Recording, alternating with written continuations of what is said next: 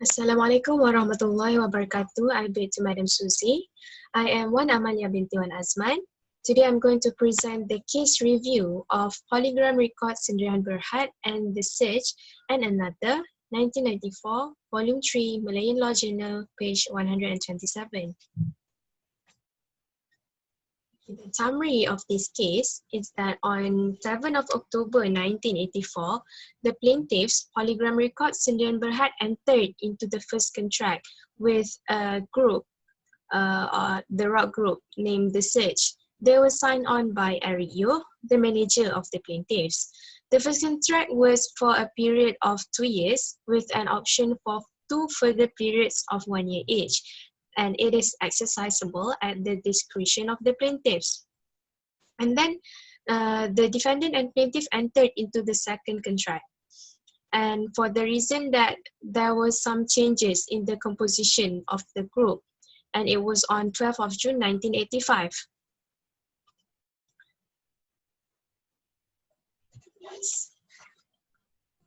Sorry. Okay.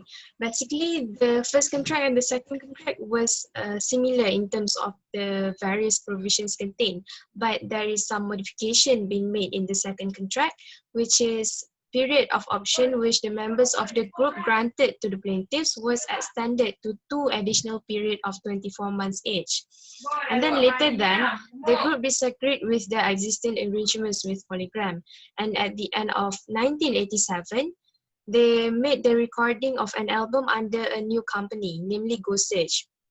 Go Search did only the recording while another company, Pacific Music Corporation M. Sendirian Berhad, the sixth defendant in this case, did the distribution of the album.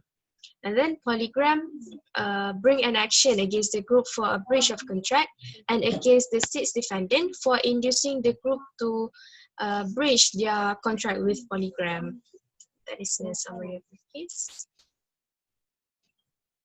Okay, so I have determined the relevant legal issues in this case. There are 4.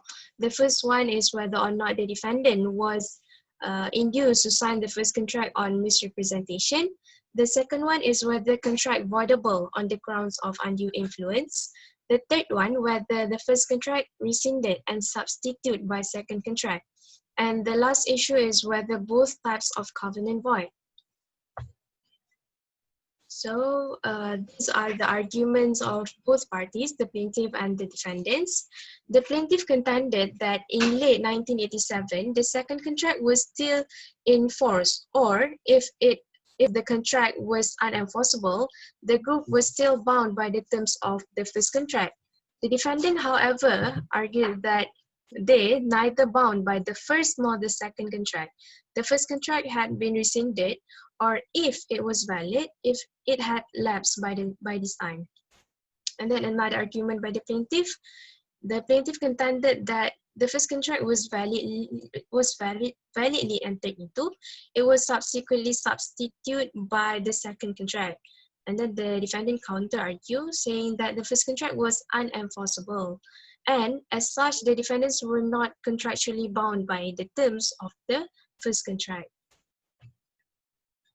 It is also argued by the defendant that the first contract had lapsed under Clause 6, and plaintiffs had not exercised their option to extend the contract for any additional periods thereafter. And then the plaintiff counter-argued that there is an intention on both of the parties to enter into the contract, for the contract to be extended, I mean. Okay, and then another argument by the plaintiff is that the defendants had made 17 recordings in early 1987, and that clearly indicated that the plaintiff had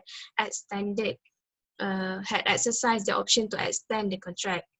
Meanwhile, the defendant counter-argued to that, saying that at the time they did the 17 recordings in Singapore in early 1987, they believed that they were still bound under the second contract to make recordings with Polygram. And then the defendant also argued about Eric had orally misrepresented to them to enter into the second contract. And the last argument by defendant is regarding the second contract is voidable on the grounds of undue influence. So this is the decision of the High Court.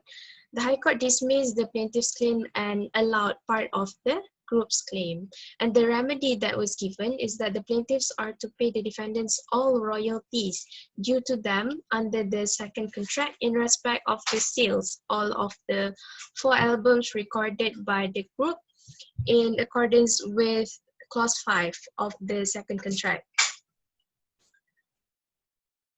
Okay, these also are the decisions laid upon by the judge discussing each and every issue. As regard to the issue on whether or not the defendant was induced to sign the first contract on misrepresentation, the court could not find any misconduct on part of Eric or any unfair advantage from defendants where the first contract was entered into. Therefore, it was held by the court that there was no misrepresentation as defendants entered into the first contract with clear intention. And then the second issue is regard to whether the first agreement was substituted by the second agreement. The court stated that whatever the legal effect of the first contract, one thing is clear: the plaintiff intended to rescind the first contract and substitute it with the second one. And then the third decision by the court is in consideration of defendant's contention regarding the claim of undue influence.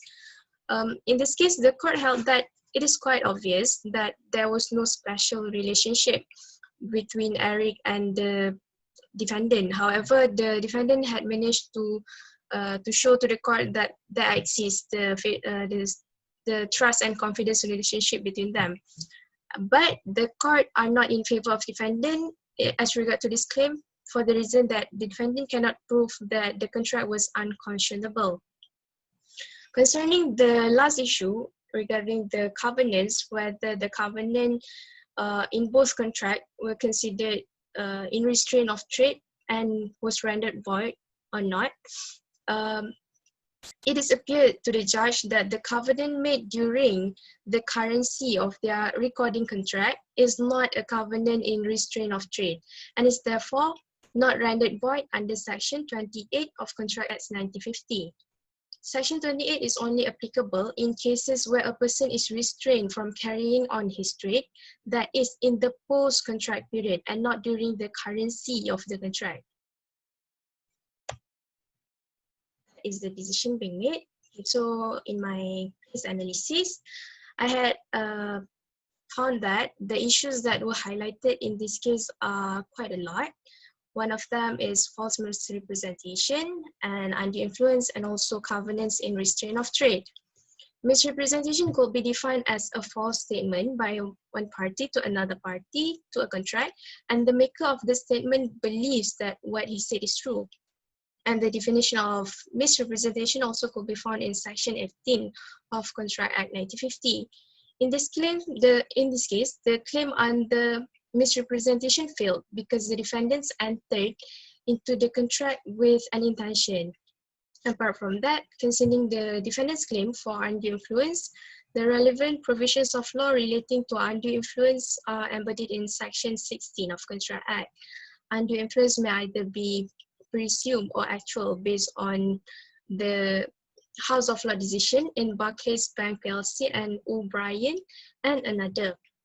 The court found that the plaintiff was in a position of trust and confidence by referring to the case of Clifford Davis, but undue influence was still not proven in this case by defendant. Regarding the unconscionable, that was not proven. And then another claim that made is regarding the covenants. The covenants was not regarded as restraint of trade, and it was not caught under Section 28 of the Contract Act 1950. The court also referred to the case of Hua Kyo Steamship Co. Limited and Chop Guan Hin, which the judge in that case hold that every contract which contains a covenant restricting a party from practicing his trade, both during the currency of the employment and the post-employment period, as a contract in the restraint of trade under Section 28 will give a crucial impact on normal commercial contracts.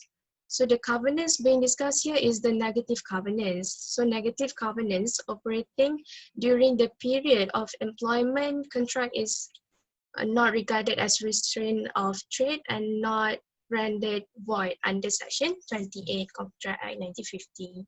So in my honest view, I agreed with the decision of the court dismissing the plaintiff claim because at the moment the defendants entered into a new contract with a new company, the Ghost Search, the defendants' tie of contract with the Polygram records had already ended because the second contract was already lapsed by the time.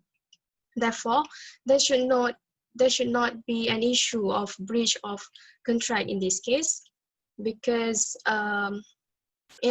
because of the contract had already ended between them. And the defendant could just enter into a new contract as soon as their contract with Polygram's record had already came to an end. That is all from me. Thank you, madam.